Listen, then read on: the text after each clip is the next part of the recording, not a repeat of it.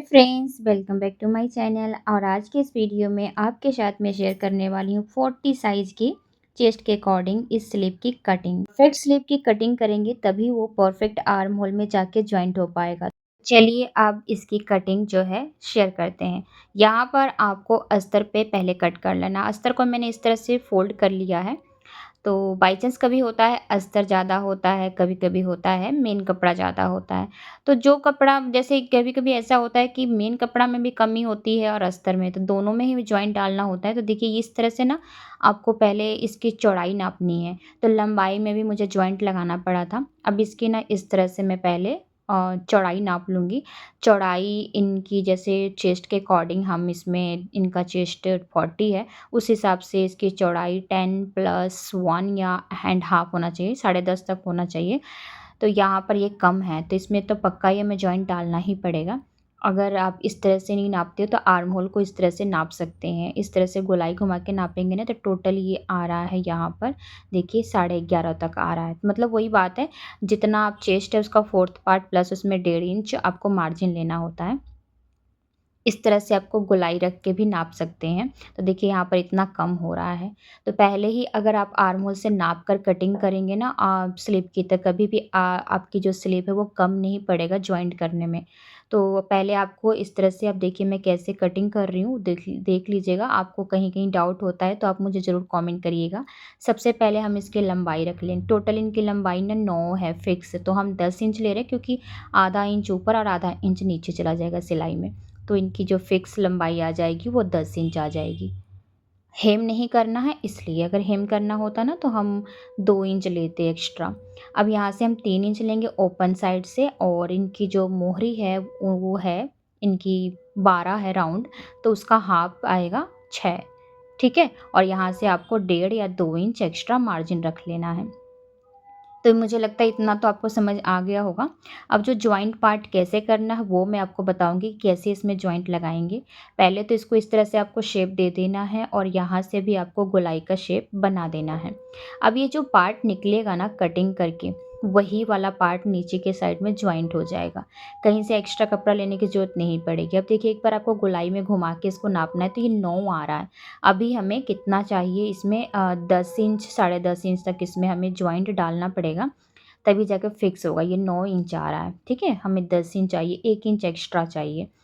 तो अभी हम क्या करेंगे, पहले इसकी हम कटिंग कर लेंगे। और ऐसे नहीं समझ आता है तो आप आर्म होल वाला कपड़ा लीजिएगा, जो अपना फ्रंट पल्ला या बैक पल्ला, उससे इस तरह से नाप लीजिएगा। ये देखिए, नापने के बाद जितना ये कम पड़ रहा है उतना हमें जॉइंट लगाना होगा। ऊपर वाला जो है ना सिलाई, जो हमारे कंधे की सिलाई होती है, उस पार्ट को हटा के भी आप नाप सकते हैं।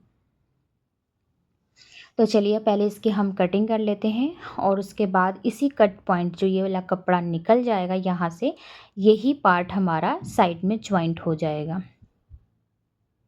इस पार्ट को आपको फेंकना नहीं है, इस पार्ट को लेना है, और यहाँ कैसे सेट करना है वो अब मैं आपको दिखाती हूँ। यहाँ से भी मैं इसको हल्का सा कट करके हटा रही हूँ।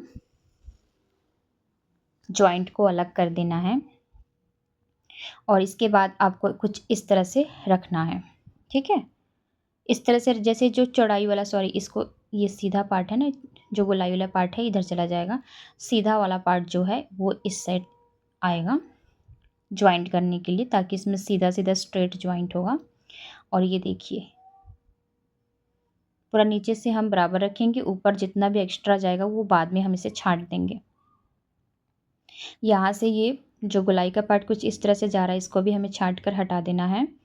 और उसके बाद इसको भी हमें यहाँ से जो भी बराबर वगैरह नहीं है उसको बराबर कर लेना। देखिए जो कम वाला पार्ट है मैंने नीचे रख दिया, जो ज़्यादा वाला है ऊपर, क्योंकि नीचे हमारी मोहरी ठीक है, उसमें कोई एक्स्ट्रा कपड़ा ज्वाइन नहीं करना था, लेकिन बाद में हम इसको छाट देंगे। अब इसको गोलाई घुमा के इस तरह से नापेंगे। ये देखिए 10 इंच हमारा फिक्स आ गया ना यहाँ पर।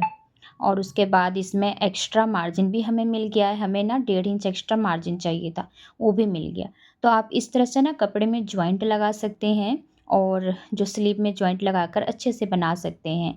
और आप बिगनर्स हैं ना, बार बार पूछते हैं कि स्लीव में कपड़ा कम पड़ जाता है तो कैसे हम जॉइंट लगाएंगे, कैसे क्या करेंगे, तो कोई मुश्किल नहीं है। देखिए बहुत इजी है। नीचे से कपड़ा जो जॉइंट है उसको हम अलग कर देंगे, और अब मैं आपको स्टिचिंग करना बताऊंगी। तो अभी हमें क्या करना है, ये 4 पार्ट है टोटल और हमारी स्लीव 2 है, मतलब दोनों साइड में 2-2 पार्ट इस तरह से जॉइंट हो जाएँगे, तो टोटल चारों पार्ट्स लग जाएँगे इस तरह से। बस आपको ध्यान से देखना है कि कौन-सा साइड किधर जॉइंट हो रहा है, ठीक है? इस तरह से ये वाला पार्ट यहाँ पर आपको सेट करके रख लेना है। और ये अब इसको हम निकालेंगे और एक-एक साइड, दोनों साइड से हमें जॉइंट लगा देना है। जॉइंट लगाने के लिए पहले हम यहाँ से इस पार्ट को इस तरह से अलग करेंगे और इस तरह से एक पार्ट यहाँ रखेंगे। जैसे हमने कटिंग की है वैसे ही। अगर नहीं समझ आता तो आप पिन से इसको सेट कर लीजिए और फिर दूसरा पार्ट हम दूसरे साइड रखेंगे और फिर हमें इस पे सिलाई लगा देनी है।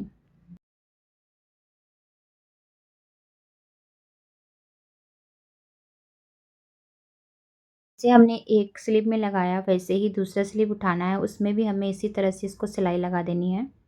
और उसी तरह से हमें फिर पहला वाला स्लीव लेना है और उसके एक साइड लगा लिया था सिलाई, दूसरे साइड भी हमें इस तरह से इस पार्ट को जॉइन कर देना है। सेम इसी तरह से सेकंड स्लीव में भी। और देखिए दोनों स्लीव में इस तरह से कपड़ा जॉइन करने के बाद नाखूनों से क्रीच कर लेना है। और अब क्रीच करने के बाद हम अपना मेन फैब्रिक ले रहे हैं। मेन फैब्रिक ये देखिए इस तरह से कुछ है, इसमें मैंने स्लीव की कोई कटिंग वगैरह नहीं की है। इसी से हमारा शेप बनाना है मेन फैब्रिक में, ठीक है? तो आपको कुछ इस तरह से रख के और मेन फैब्रिक को रख के नाप के देखना है कहीं से कहाँ से कम पड़ रहा है। देखिए इसमें भी कम है ना, तो इस तरह से आपके कपड़े में भी कभी कमी होती होगी तो आप उसको कैसे सेट करिएगा। देखिए करना क्या है, बहुत ईजी है। पहले आप इसको अच्छे से बराबर कर लीजिए और बराबर करने के बाद अब इसको अलग कर देंगे, ठीक है? तो इसमें आपको स्लिप को आप चाहे तो पहले कट कर लीजिए या फिर पहले थोड़ा-सा कपड़ा जॉइंट कर सकते हैं। ये आपके ऊपर डिपेंड करता है कि आपको कैसे आसान लगता है। अगर आपको इस तरह से आसान लगता है तो पहले आप इसको ना इस तरह से कट कर लीजिए और कट करने के बाद जैसे हमने अस्तर पे जो कपड़ा ऊपर से बचा था उसको हमने जॉइंट किया था, वैसे आप इसमें भी जॉइंट कर सकते हैं। इस तरह से पलटेंगे, यहाँ पर देखिए कितना कपड़ा कम पड़ रहा है। जहाँ तक कपड़ा कम पड़ रहा है ना, बस हमें पहले इसको अलग कर लेना है और जो बराबर नहीं है उसको बराबर कर लेना है। इसके बाद अभी जहाँ तक कपड़ा कम पड़ रहा है, आप देखिए यहाँ से कितना कपड़ा कम हो रहा है, उतना ही कपड़ा आपको जॉइंट करना है। इस बात का ध्यान रखना है, जॉइंट के लिए आपको 2 सूत कपड़ा एक्स्ट्रा लेना होगा। कुछ कपड़े को ऐसे सेट करके देखेंगे, अगर सेट नहीं हो रहा है तो आपको फिर कपड़ा जो है बड़ा लेना होगा। तो इस तरह से मैं पहले सेट करके देख लेती हूँ, बहुत सारे कपड़े लेकर कौन-सा सेट हो रहा है, कौन-सा नहीं हो रहा है। नहीं होता है तो लास्ट में बड़े कपड़ा लेकर मैं उसको पूरा सिलाई कर देती हूँ, उसके बाद छाँट वगैरह कर देती हूँ। यहाँ पर ऊपर से छोटा कपड़ा लगाना अच्छा नहीं लग रहा था, इसलिए मैंने कुछ इस तरह से लंबाई में कपड़ा लिया है। और देखिए बाद में हम इसको ना छाँट कर हटा लेंगे, ठीक है? तो इस तरह से ये 3 हो गए हैं, एक और कपड़ा चाहिए होगा, टोटल 4 पीस चाहिए होगा। तो थोड़ा-सा मेहनत एक्स्ट्रा लग जाता है, लेकिन स्लीव में चौड़ाई कम होती है तो उसको आपको परफेक्ट बनाना ही पड़ता है। कई बारी मेरी फ्रेंड्स ये बोलती होती हैं कि हम बिना जॉइंट लगाए भी तो बना सकते हैं, लेकिन हाँ, अगर ज़्यादा कपड़ा कम पड़ा तो शायद आप नहीं बना पाएँगे। तो ये हर टेलर भी करते हैं, ऐसी बात नहीं है।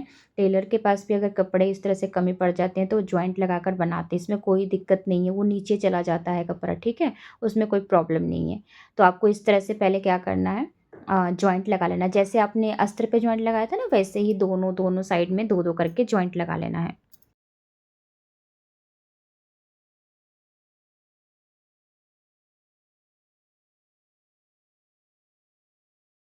और दोनों साइड में जॉइंट लगाने के बाद आपको नाखूनों से अच्छे से इसको क्रीच कर दीजिएगा ताकि अच्छे से बैठ जाए।